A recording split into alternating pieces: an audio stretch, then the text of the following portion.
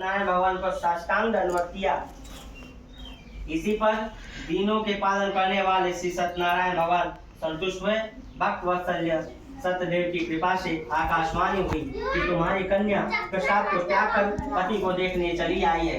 इसी कारण इसका पति अदृश्य हो गया है।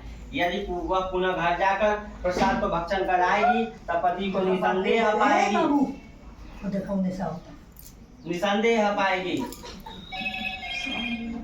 कन्या ने आकाशवाणी सुनकर शीघ्र ही घर जाकर प्रसाद को भक्षण कर अपने पति को दे। तब कलावती संतुष्ट होकर अपने पिता से कहने लगी, अब शीघ्र ही घर चलिए, विलंब न करिए। कन्या का वचन सुनकर साधु दामाद सहित संतुष्ट होकर धन पुत्र और बंधुओं के साथ घर को गया। उस दिन से वह हर महीने संक्रांति पर विधि पूर्वक सत्यदेव की पूजा करने लगा। इस तरह सुख पाकर अंत में सत्यदेव को लोक पर चला गया। फिर सूर्य जी कहते हैं, हे मुनि श्रेष्ठ, हम आपसे और भी कथा करते हैं, उसको सुनिए। बोली श्री सत्यनारायण भगवान की जय, उमा महेश्वराय की जय, लक्ष्मी नारायण की जय।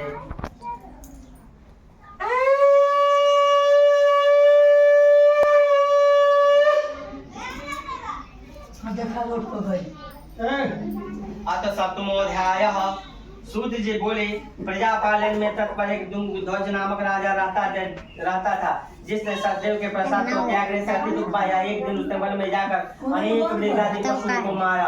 पीछे आकर वट वृक्ष के नीचे श्री सत्यदेव भगवान का पूजन हो रहा था, जिसको गोप लोग बंधु बांधव युक्त संतुष्ट चित्त से कर रहे थे। अहंकार से राजा वहां नहीं गया, न ही सत्यदेव को प्रणाम किया। जब वे गोप राजा को प्रसाद देने लगे तो राजा ने प्रसाद को नहीं लिया। तब वे गोप वहां प्रसाद कर रखकर चले गए। राजा ने प्रसाद का अनादर किया।